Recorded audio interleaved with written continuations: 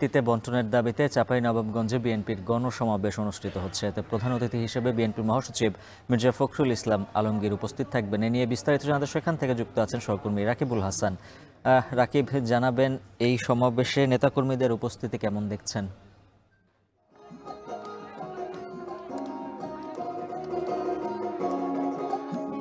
উজ্জ্বল, চাঁপাইনবাবগঞ্জ বিএনপির পক্ষ থেকে গেল এক সপ্তাহ আরও বেশি সময় ধরে কিন্তু আসলে পদ্মা বাঁচাও এবং নদীর পানির হিস্যা আদায়ের জন্য তারা কর্মসূচি চালাচ্ছে এবং বিভিন্ন উপজেলায় কিন্তু ইতিমধ্যে 5টি উপজেলাতে তারা কিন্তু এই সমাবেশ করেছে, যেটি কিনা আজকে এসে গণসমাবেশে রূপ নিয়েছে। এবং চাঁপাইনবাবগঞ্জ সরকারি যে কলেজ, সেই কলেজ মাঠে কিন্তু এই সমাবেশ অনুষ্ঠিত হচ্ছে, যেখানে বিএনপির মহাসচিব মির্জা ফখরুল ইসলাম আলমগীর ইতিমধ্যেই তিনি চাঁপাইনবাবগঞ্জে এসেছেন।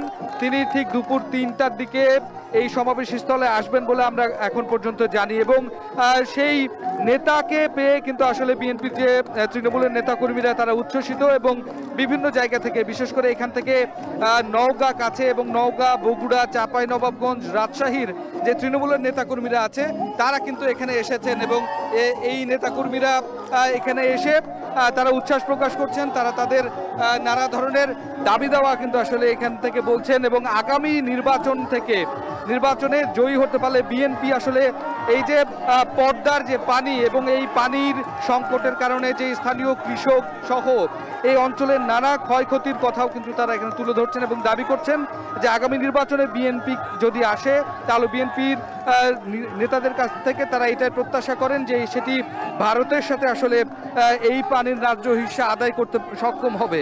অন্যদিকে আমরা যেটি দেখেছি সকাল থেকে মির্জা ফখরুল ইসলাম আলমগীর তিনি কিন্তু রাজশাহী থেকে রওনা হয়ে রাজশাহীর গোদাগাড়ী উপজেলায় তিনি সাবেক টেলিযোগাযোগ মন্ত্রী ব্যারিস্টার আমিনুল হক তার কবর জিয়ারত করেছেন এবং সেখানে বলেছেন যে কেউ আসলে বিএনপির নেতাকর্মীদের মধ্যে বিভেদ তৈরি করতে চায়, যেটি আসলে কেন্দ্রের নেতারা আসলে সবই বোঝেন এবং জানেন এবং সে বিষয়ে তারা সজাগ রয়েছেন। অন্যদিকে তিনি চাঁপাইনবাবগঞ্জের মহানন্দা নদীর যে ড্যাম তৈরি হয়েছে সেই ড্যাম পরিদর্শন করেছেন এবং বলেছেন যে আগামীতে আসলে ভারতের যে দাদাগিরি সেটি আসলে তারা সহ্য করবেন না। যদিও মুক্তিযুদ্ধে আসলে ভারত বাংলাদেশকে সহযোগিতা করেছে, সেক্ষেত্রে ভারতের অনেক কিছু আসলে বাংলাদেশের ক্ষেত্রে আসলে করার কথা ছিল কিন্তু সেটি করেনি, এইরকম অভিযোগ এখানে তিনি বলেছেন। এবং একই সাথে তিনি বলেছেন যে তারা নির্বাচিত হয়ে আসতে পারলে দেশের যে নদীগুলো রয়েছে যার ন্যায্য হিস্যার পানির হিস্যার দাবি করেন আসলে নেতাকর্মী এবং সাধারণ জনগণ,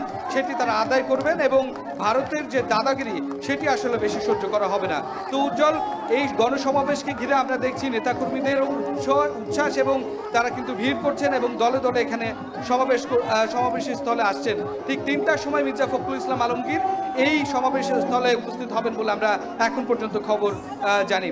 তো এই ছিল উজ্জ্বল আমার কাছে সর্বশেষ খবর চাঁপাইনবাবগঞ্জ থেকে।